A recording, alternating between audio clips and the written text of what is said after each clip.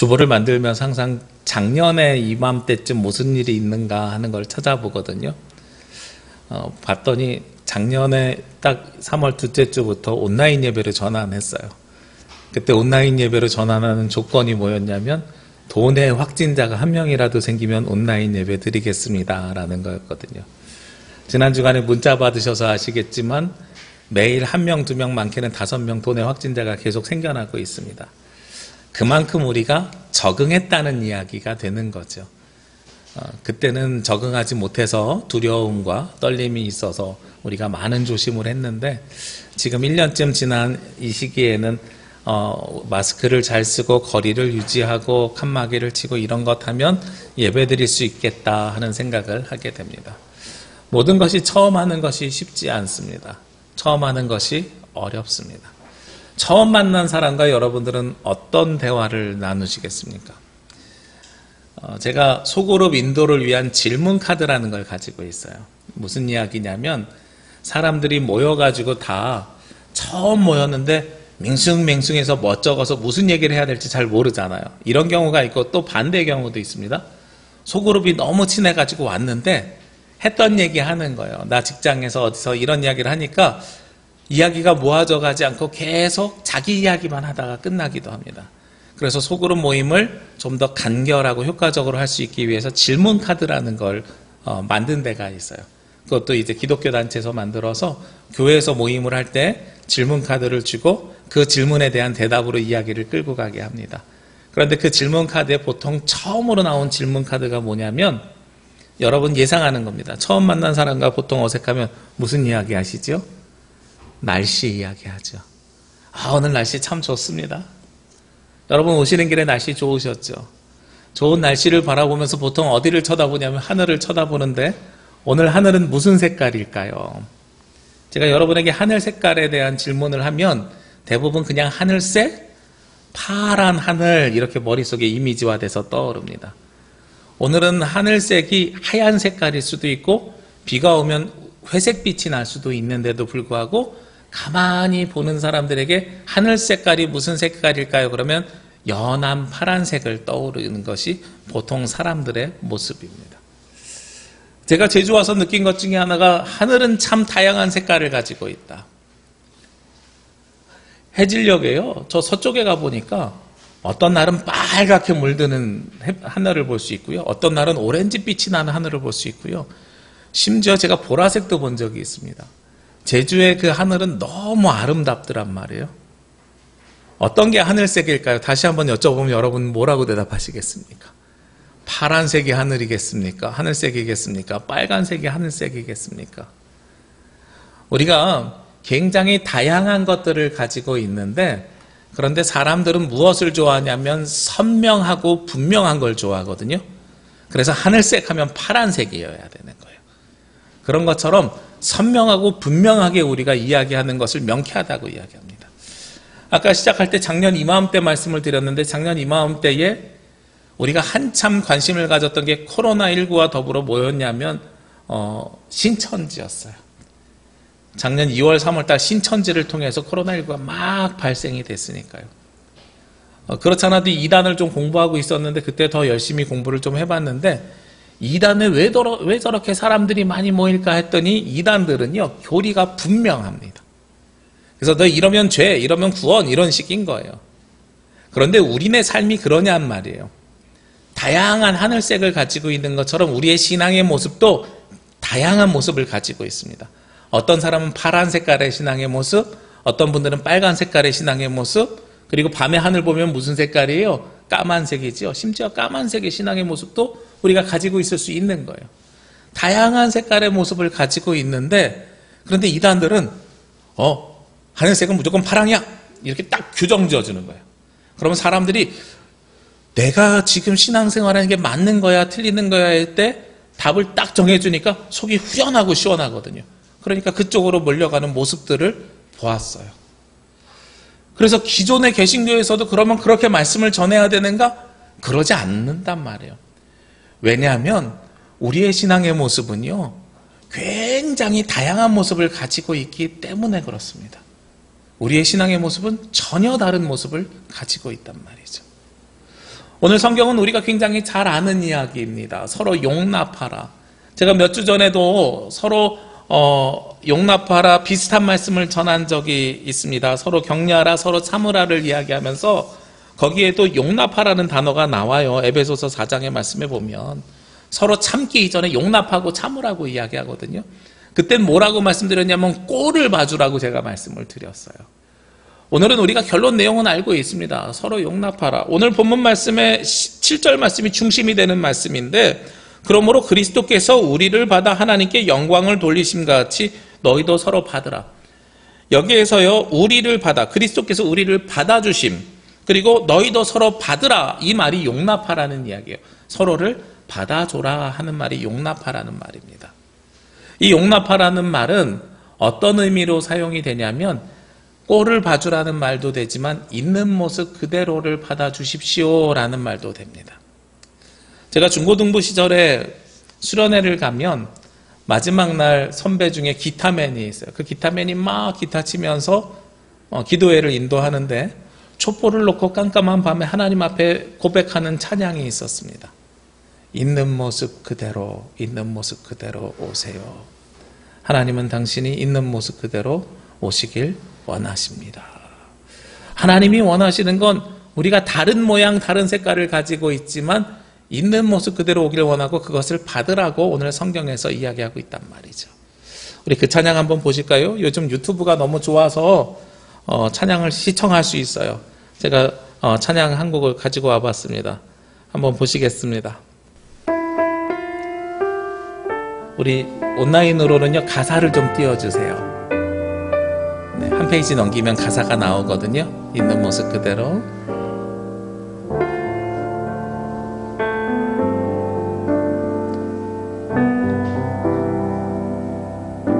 있는 모습 그대로, 있는 모습 그대로, 있는 모습 그대로 오시오. 하나님은 당신이 있는 모습 그대로, 있는 모습 그대로 오시길 원하십니다.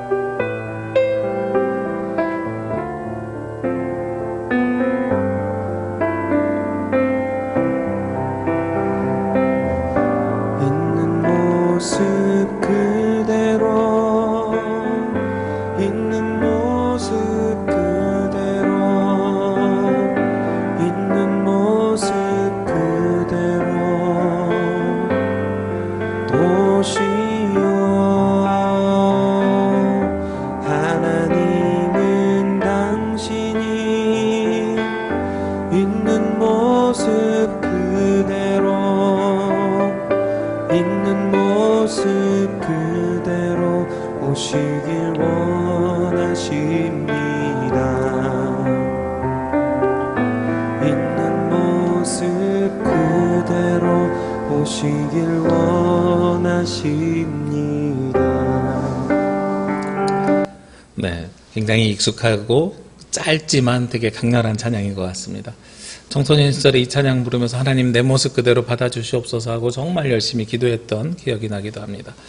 오늘 성경에서 도대체 왜 서로 받으라고 이야기를 했을까? 성경을 여러분들이 보실 때에 오늘 7절 말씀에 보면 시작할 때 그러므로 라는 단어가 나옵니다.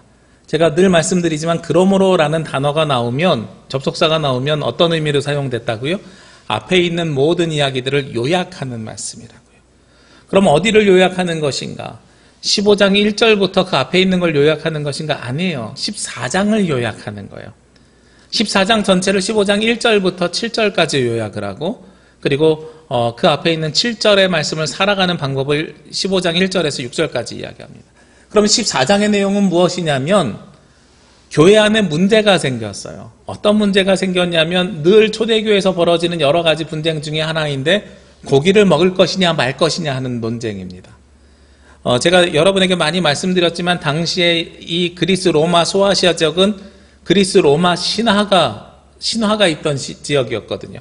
헤라클레스, 제우스, 아폴론 뭐 이런 신들이 섬기던 동네였단 말이죠. 그러니까 이곳에서는 어떤 것이 일상적이었냐면 그 자기 도시의 신에게 제사를 드리는 것이 일상적이었고, 그리고 그 제사 때 고기들이 다 들어가요. 그래서 제사 때 일부가 사용되고 남은 것들을 정육점에서 받아서 팝니다. 그러니까 어떤 사람들은 어떤 의식을 가지고 있었냐면, 이 음식은 제사에 쓰여진 음식이니까 이 음식을 먹는 게 맞느냐. 아니, 우리가 그런데 본질만 있으면 이 음식 그냥 고기 덩어리인데 먹어도 되는 것 아니냐 하는 논쟁이 있었단 말이죠. 그 논쟁은 있을 수 있는데, 문제는 고기를 먹느냐 마느냐라는 문쟁이 14장의 전체 내용이 아니라 14장은 무엇에 대해서 다루고 있냐면 그걸 가지고 서로를 비판하고 있는 것에 오히려 문제 제기를 하는 거예요. 그래서 오늘 15장에서 서로를 받아주라, 있는 모습 그대로 받아주라는 이야기는 고기를 먹는 것이 맞다고 하는 사람도 있고 고기를 먹는 것이 틀렸다고 하는 사람도 있는데 그 모두를 받아줘라라는 이야기입니다. 핵심은 그거예요. 그러면서 받는데 그러면 어떠한 모양으로 어떠한 방법으로 구체적으로 받아야 될까? 우리가 상대방을 서로 용납하고 받아주고 그 꼴을 받아주고 있는 모습 그대로 받아주는 것은 다 알겠는데 어떠한 방법으로 그 일들을 행해 나갈까 하는 것이 15장 1절부터 오늘 6절까지의 내용이라는 거죠. 여기서 전제가 하나 생깁니다. 1절 말씀에 보니까요. 믿음이 강한 우리는 마땅히 믿음이 약한 자의 약점을 담당하고 자기를 기쁘게 하지 아니할 것이라. 둘로 나눴습니다. 믿음이 강한 자와 약한 자를 나눴어요.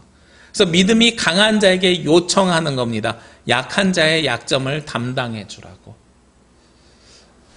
신앙생활을 시작했을 때에 신앙생활이 같이 시작되더라도요, 어떤 사람들은 신앙생활의 깊이가 깊게 들어가시는 분이 있고요, 어떤 분들은 깊게 들어가지 못하는 분들이 있어요. 그런데 서로 비판하지 말고 어떻게 하라고요? 신앙생활이 깊으신 분이 약한 분들을 받아주라라고 이야기하고 있는 거예요. 교회가 가지고 있는 특징이 있습니다. 어떤 특징이 있냐면 교회가 오래된 교회일수록 처음 온 사람들이 적응하기가 쉽지 않다는 겁니다. 제가 아까 말씀드렸죠. 작년에 우리가 코로나19가 시작될 때 어떤 모양으로 시작했다고요? 도내에 확진자 한 명이라도 생기면 온라인 예배 드린다고요. 지금 생각해보면 되게 우스운 일입니다.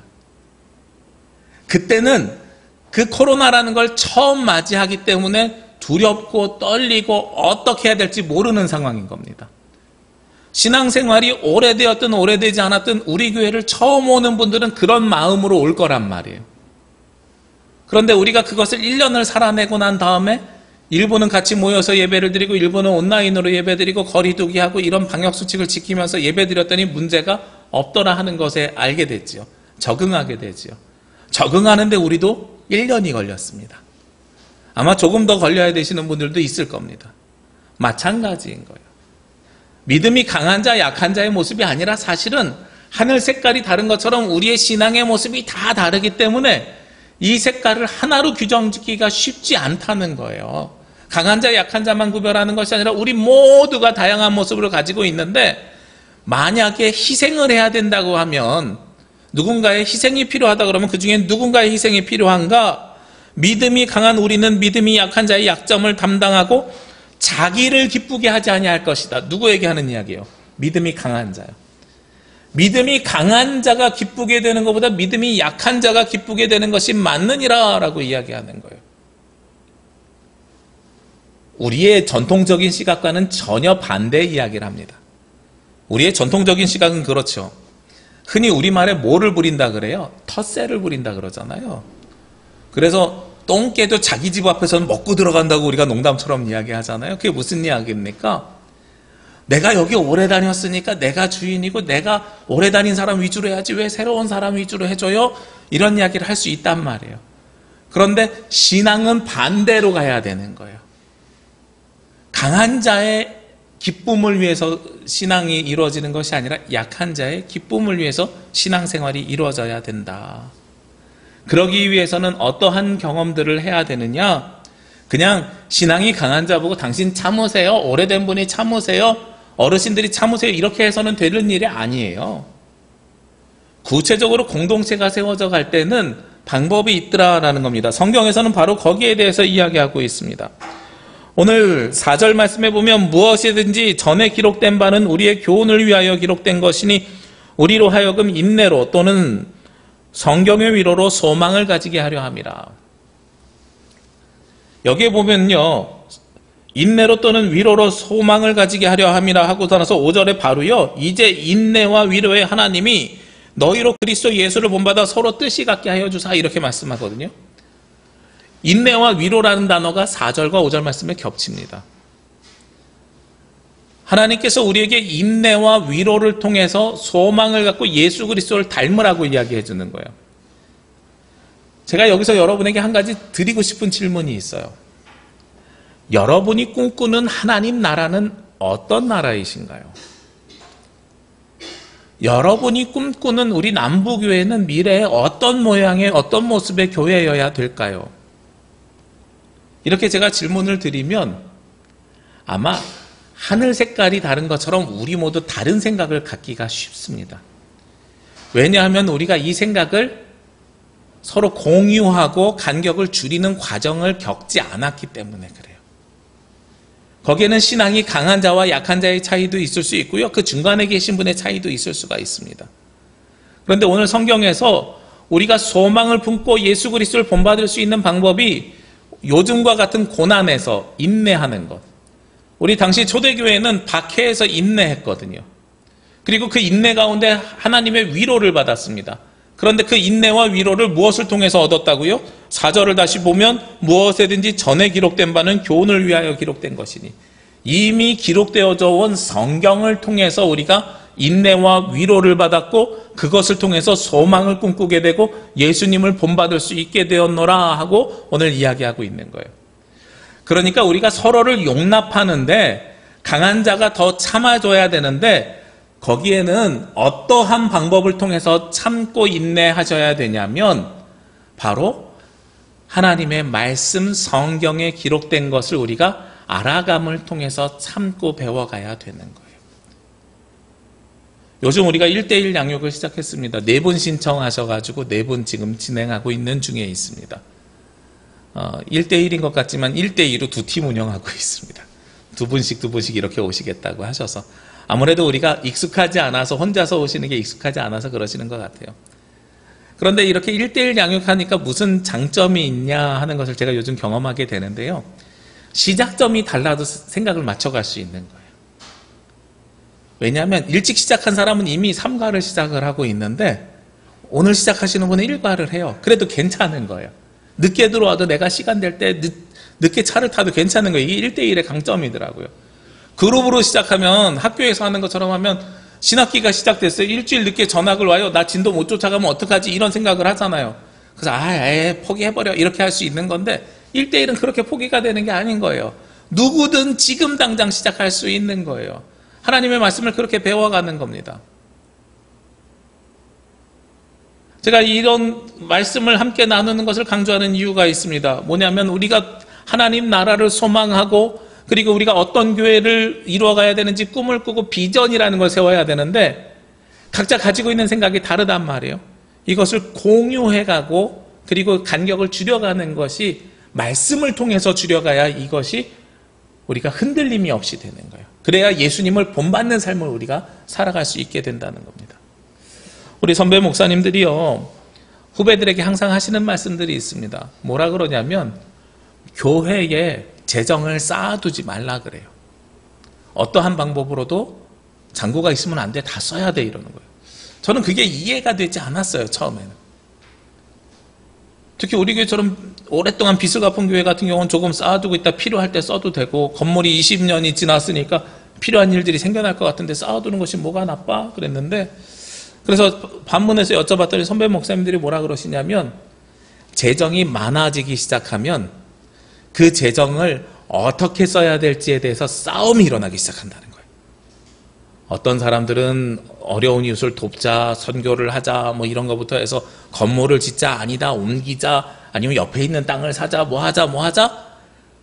서로 가지고 있는 생각들이 많으니까 거기에 대해서 의견 차이가 생기고 의견 차이가 비판이 되고 비판이 나중에 다툼과 싸움으로까지도 확장될 수 있다는 거예요. 그래서 없는 게 편해 이런 말씀을 하시는 거예요. 그런 대답을 듣고 나니까 제가 더욱더 분명해졌어요.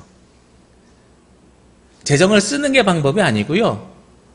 서로 다른 생각을 맞춰가는 게 방법인 거예요. 그러면 오늘 성경에도 6절 말씀에 보면 뭐라고 이야기하냐면 한 마음과 한 입으로 하나님 곧 우리 주 예수 그리스도의 아버지께 영광을 돌리게 하려 함이라. 우리가 이 땅에서 살아가는 삶의 목적이 아버지께 영광 돌리는 거잖아요.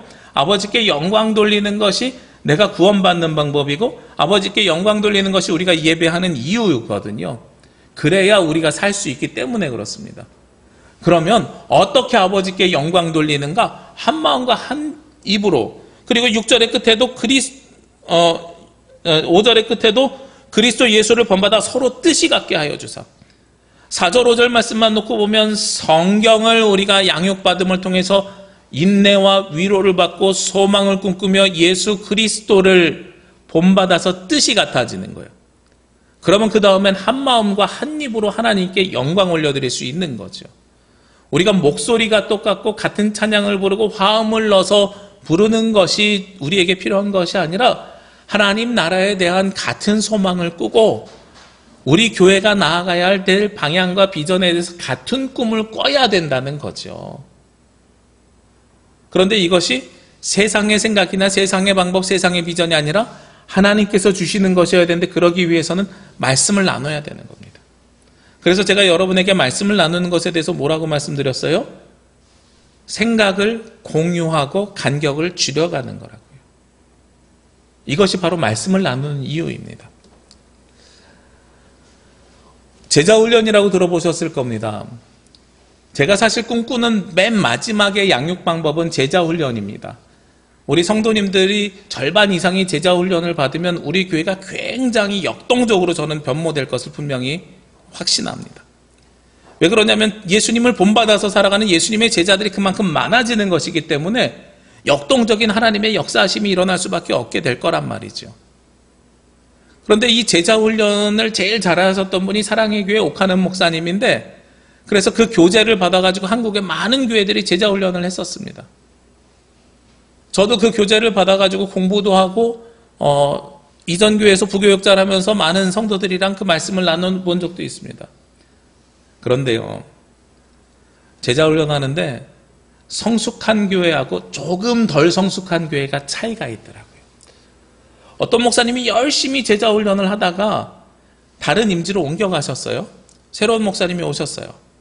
새로운 목사님이 오셔가지고 여기 제자훈련하는 교회 나도 동의합니다. 우리 같이 제자훈련해서 예수님의 제자가 됩시다. 그랬더니 성도들이 뭐라고 대답하냐면 전에 목사님이 이미 다 하셨는데요.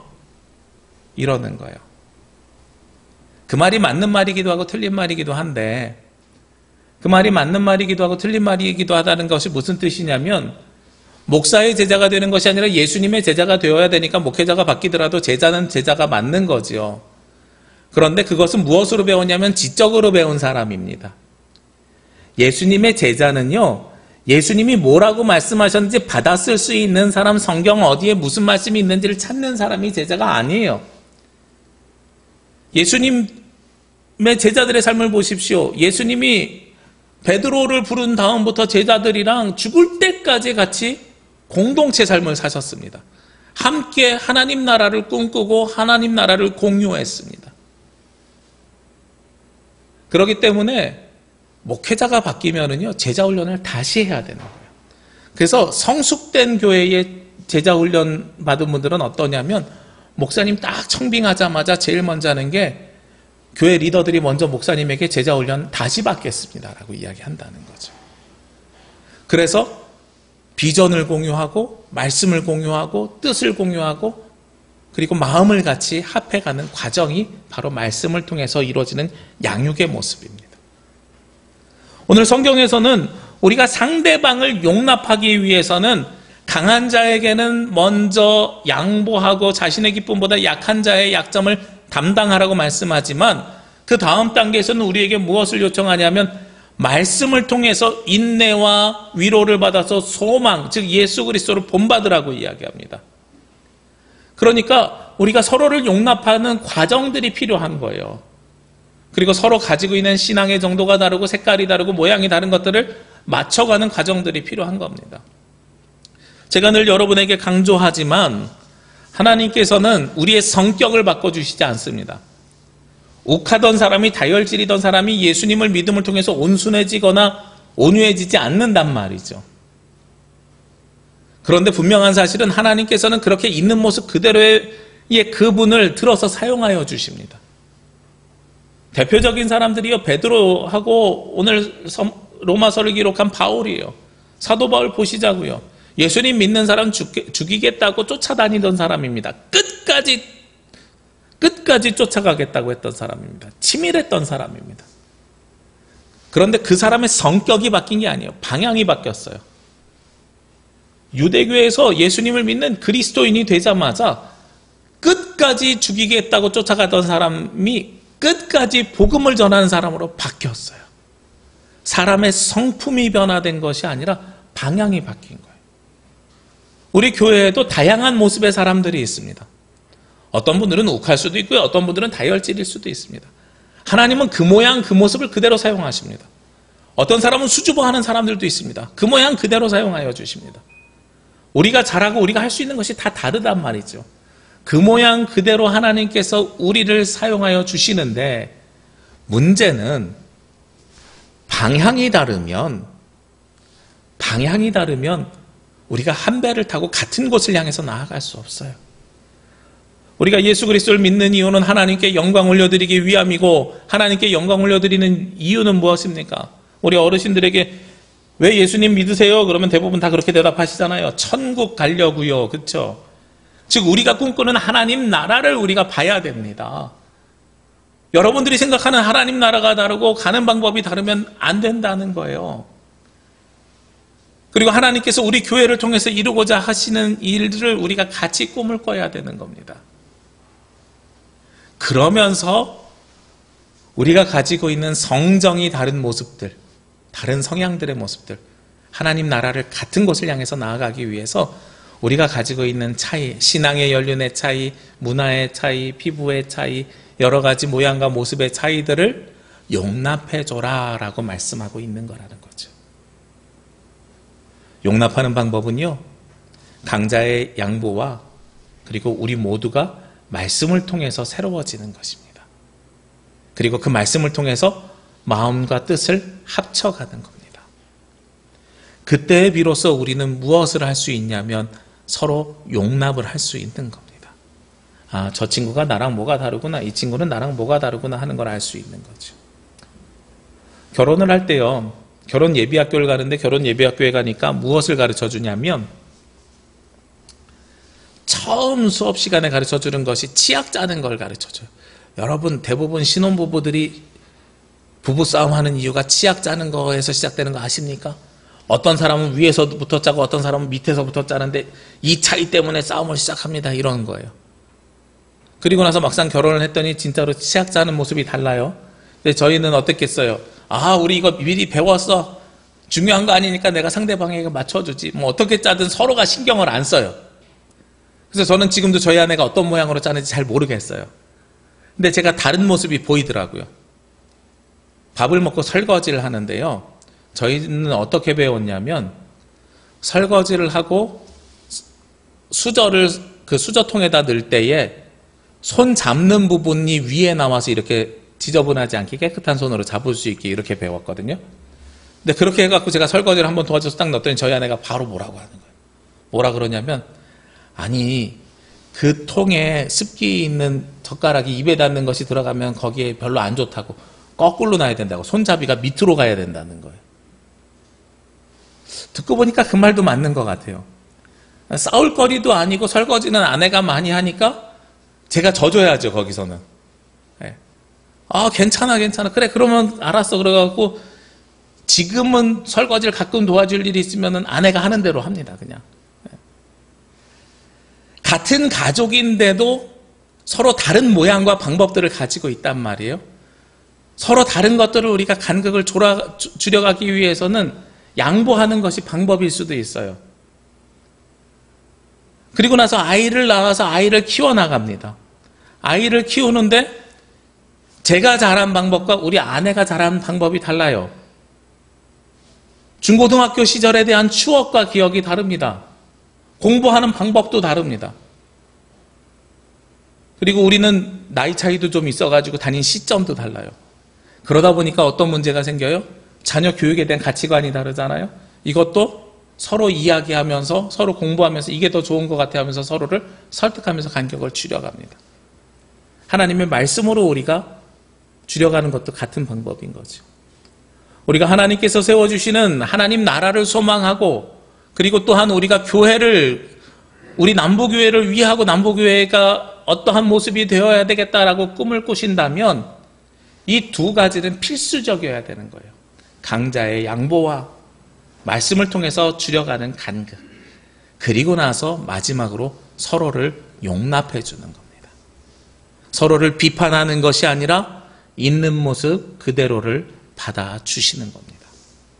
마찬가지로 하나님께서는 여러분들의 모습이 강자든 약자든 중요하지 않고 여러분들의 있는 모습 그대로를 받으시기를 원합니다. 여러분들이 무엇이 변화돼서 교회를 나오는 게 아니고요. 있는 모습 그대로 오시면 하나님께서 그 다음에 역사하셔서 여러분들을 변화시켜 주시는 겁니다. 오늘 본문 말씀 7절 말씀을 다시 보시면 그러므로 그리스도께서 우리를 누가 먼저 우리를 받아주셨어요? 예수님께서 우리를 먼저 받아주셨어요. 있는 모습 그대로를 받아주셨단 말이에요. 예수님의 제자 중에 마태라는 제자가 있는데 이 마태는 세리였습니다. 당시의 세리는 유대인들을 위해서 사는 삶이 아니라 로마의 세금을 걷는, 우리나라로 얘기하면 옛날에 친일파 같은 사람인 거예요. 그 사람도 예수님이 받아주셨어요. 요즘 친일파 척경 이러잖아요. 그리스도의 정신이라면 사실은 그분들도 우리가 변화되었다면 품어야 되는 모습이라는 거예요. 예수님이 먼저 받은 것처럼 우리도 그 부족한 모습을 다 가지고 주님 앞에 나와야 되는 거고요. 그리고 나서 우리도 어떻게 해야 돼요? 다른 사람들을 비판하지 말고 있는 모습 그대로 받아줘야 됩니다. 이것이 바로 서로 용납하는 모습입니다. 이렇게 서로 용납해 갈 때에 하늘 소망이 우리 가운데 있습니다. 그리고 이렇게 서로 용납해 갈 때에 같은 하나님 나라를 꿈을 꾸고 그리고 교회에 대한 비전이 하나가 됩니다. 우리 이 시간에는 아까 찬양을 보기만 했는데 입술로 한번 같이 불러보셨으면 좋겠어요. 있는 모습 그대로 있는 모습 그대로 우리 한번 같이 찬양하고 기도하고 말씀을 마치도록 하겠습니다. 우리 있는 모습 그대로 우리의 모습을 그대로 받아주옵소서 하는 마음으로 함께 찬양드립니다.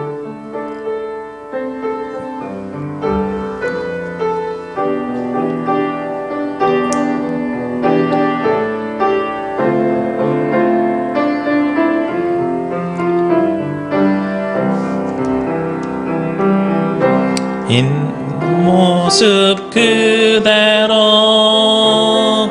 있는 모습 그대로 있는 모습 그대로 보세요. 하나님은 당신이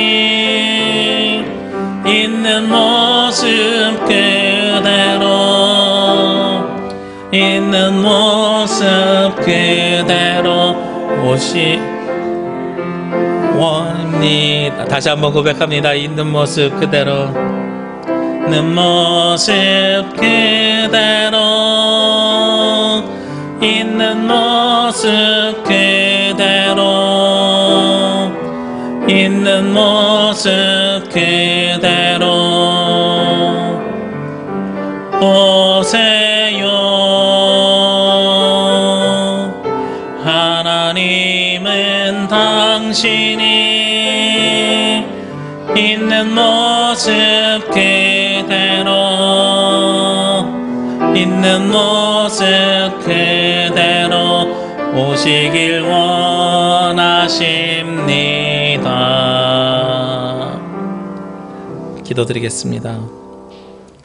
하나님, 하나님의 귀한 자녀들이 있는 모습 그대로 주님 앞에 나왔습니다.